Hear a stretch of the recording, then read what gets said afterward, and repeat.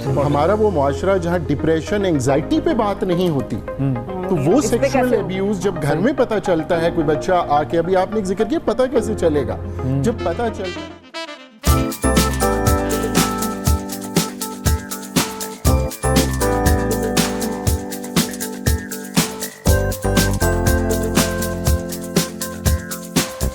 गर्मी लग रही है यार, तुम लड़कियों को इतनी गर्मी क्यों लगती है?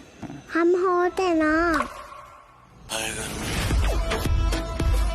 जी देख लीजिए वीडियो आपने। हम बात करेंगे, हमारे साथ माहिर नफ्सियात यासिर मसूद आफाक साहब और बच्चों के तहफ़्फ़ुज़ पर काम करने वाला इदारा है साहिल, उनकी मुनीज़ बानो साहिबा मौजूद हैं। इन दोनों से हम बात करते हैं कि ये मामला जो है वो क्या है। अस्सलाम वालेकुम जी, आप दोनों का बहुत बहुत शुक्रिया कि आपने इस अहम मौजू के लिए वक्त निकाला। सबसे पहले तो ये जो वाक़यात हैं, हमने जो वीडियो दिखाई है, अगर हम उसी से बात का आगाज़ करें कि बच्चे जो हैं वो वल्नरेबल ज़्यादा होते हैं और उनके अंदर वो जो मज़ाहिमत है वो करने का जो कमज़ोर होते हैं, तो इस वजह से वो नहीं कर पाते। लेकिन हम बहुत मरतबा बच्चों को बचपने के नाम पर ऐसी चीज़ें करवा रहे होते हैं कि जिसको देख कर बड़े बड़े भी शर्मा जाए। तो ये जो इस तरह की वीडियोज़ हैं और इस तरह की चीज़ें बच्चों के साथ करना, बनवाना वीडियो, ये क्या असर डालता है? अच्छा, एक तो हमें ना ये जो वीडियो भी आपने दिखाई, this is one tiny thing, इसको दोनों तनाजुर में लिया जा सकता है कि एक मासूमाना सा कोई कमेंट भी है, एक बच्ची की पोजिंग है जिसको पेरेंट्स इनकरेज कर रहे हैं। बच्ची को तो नहीं पता कि उसने क्या किया, उसको तो नहीं पता, डेफिनेटली दैट वी नो। अच्छा, मैं एक चीज़ बिल्कुल बिला कमोकास और अनअपोलोजेटिकली कहता हूँ, बच्चों की एजुकेशन या बच्चों को किसी भी उनकी प्रोटेक्शन, सेल्फ प्रोटेक्शन से आगाह करने से पहले वालिदैन की एजुकेशन की सबसे ज़्यादा ज़रूरत है, क्योंकि बच्चे प्रोडिजी होते हैं। वालिदैन की तरबियत का, उनकी जो कम्युनिकेशन है बच्चों के साथ, जो हमारे माशरे में बदकिस्मती से काफ़ी मुतासिर है, उसमें वालिदैन की एजुकेशन सबसे ज़्यादा अहम है। ये वाली जो पर्टिकुलर वीडियो या इस तरह की कोई बच्चों की जो यानी बच्चों की तरफ से आने वाली कोई इस किस्म की इनैक्टमेंट, वो कितनी प्रोवोकेटिव है, कितनी इंस्टिगेटिंग है, ये बड़ा एक सब्जेक्टिव मामला है। मेरे लिए तो it was a very innocent act of for Sen minds it is ना, बट फॉर इनसेन माइंड्स तो नहीं है। लेकिन इंसैनिटी को, उस इंसैनिटी को, उसके स्टिमुलाई एड्रेस करने की जरूरत नहीं है। वो इंसैनिटी अज खुद एक मसला बिल्कुल। और इंसैनिटी जो है वो लेकिन किसी चीज़ से प्रोवोक भी तो हो सकती है ना। वो देखिए, अब ये बड़ी एक अहम बहस है कि क्या किसी उन चीज़ों से प्रोवोक होती है जो फौरन आपके और मेरे जहन में आते हैं, या उनकी अदम मौजूदगी में भी प्रोवोक हो जाती है। प्रोवोक करने की बहुत सारी चीज़ें हो सकती हैं, सेल्फ प्रोकेटेड होती है। सो वो भी ये एक वन ऑफ द बिल्कुल एब्सोल्युटली। अच्छा, अगर हम इसकी बात करें कि कौन सी चीज़ ऐसी होती है जो कि किसी शख्स को इस जिनसी ज़्यादती करने की तरफ लेके जा सकती है, वो क्या क्या फैक्टर्स हो सकते हैं, ताकि फिर उन फैक्टर्स को पहले पीडोफिलिया फिर एक्सप्लेन कर दें जरा। ये जो कॉन्सेप्ट है ये इसको डिफाइन कर दें कि ये है क्या मेंटल डिसऑर्डर है या बिहेवियरल डिसऑर्डर है या क्या है, किस चीज़ से हम एट्रीब्यूट करें पीडोफिलिया, वो जो बड़े लोगों में बच्चों की तरफ अट्रैक्शन होती है? जी देखिए, एक तो ये साइकोपैथोलॉजी है, इसकी कुछ हार्मोनल कंडीशंस या एंडोक्राइनल फैक्टर्स भी हो सकते हैं। अच्छा, लेकिन इसको ज़रा जहन में रखिएगा कि एक टेंडेंसी का होना और उस टेंडेंसी को कोई, अगर हम थोड़ी देर के लिए करें कि ये एंडोक्राइनल हार्मोनल कोई फैक्टर्स हैं जिसकी वजह से हम जिनसियत की तरफ जो है वो रग़बत है, उसको एक्सरसाइज करना, उसको एक सोशियो कल्चरल कॉन्टेक्स्ट में उसको एक्सप्रेस करना, उसको एडेप्ट करना और उसको एड्रेस करना, ये बिल्कुल ऐसा ही है। इसकी मैं एक एनालॉजी बनाऊं कि आपकी और मेरी, हमें भूख ज़्यादा लगती है और हम ज़्यादा खाना चाहते हैं, लेकिन रोकते हैं खुद को। कई मरतबा ऐसा होता है, सेल्फ कंट्रोल की, सेल्फ डिसिप्लिन की बात होती है।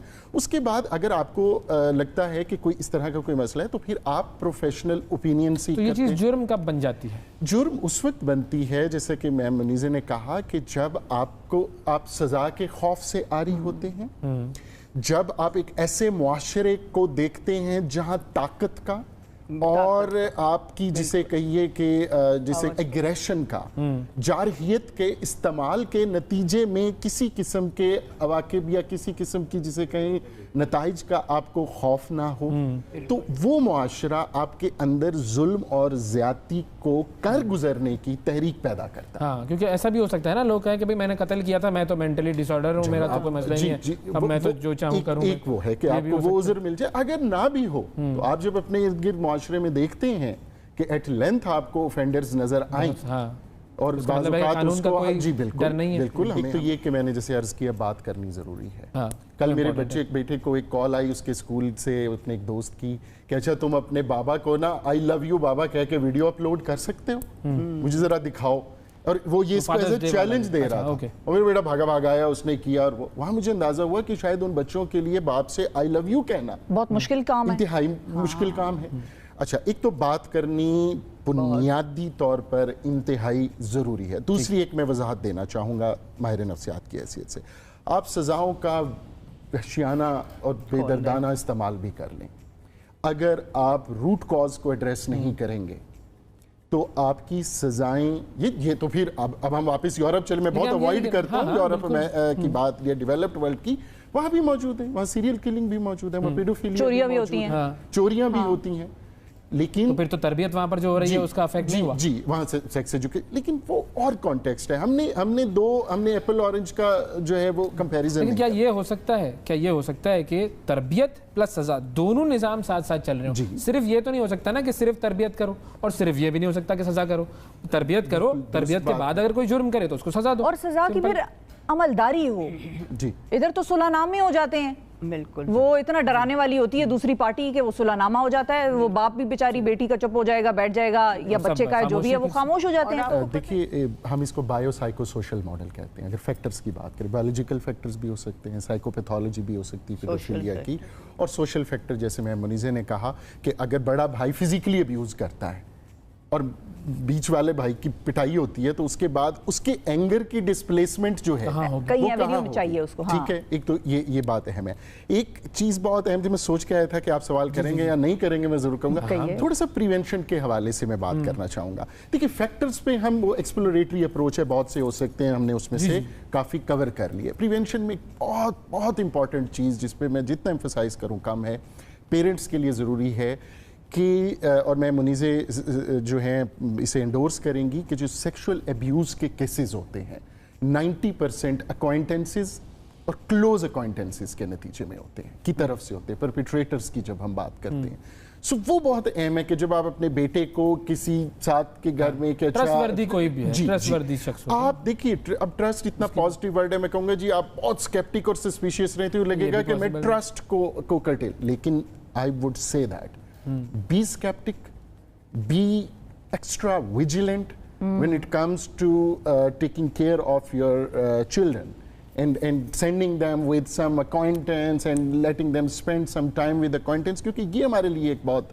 تکلیف دہ جو ریویلیشن ہے ہماری تھیراپیز میں، وہ یہ آتی ہے کہ اکوائنٹنسز کی طرف سے یہ ہمارے کرول نمبرز ہیں۔ نہیں تو ان دونوں میں فرق ہے کیا، جو لیک آف سیلف کنٹرول والے لوگ ہیں اور جو پیڈوفائلز ہیں؟ بہت بڑا دیکھیے پیڈوفائلز تو آپ کلاسیفائی کر رہے ہیں نا، سائیکو پیتھولوجی کو آپ کلاسیفائی کر رہے ہیں کہ وہ اب اس کی دماغی ٹھیک نہیں ہے، ہاں وہ کوئی اینڈوکرائنل یا مینٹل پرابلم ہے، اس کو تو علیحدہ کر لیں۔ جو پرپیٹریٹر جن کی میم بات کر رہی ہیں جنرل، یہ وہ لوگ ہیں جو لیک آف سیلف کنٹرول اور جنہیں کہیں نا نان کانسیکوینشل اپروچ کے ساتھ جو بہت مائنڈفلی اور انٹیلیجنٹلی وے کر لیتے ہیں آپشنز کو، جیسے انہوں نے کہا کہ کس طرح ایکسپلائٹ کیا جا سکتا ہے، یہ ان کے محرکات میں جو پورنوگرافک ایکسپوجر ہے، اس کے نتیجے میں لیک آف امپلس کنٹرول ہے، یہ چیزیں محرکات ہو سکتی ہیں۔ یہ ایک اور یہ میرا خیال ہے کہ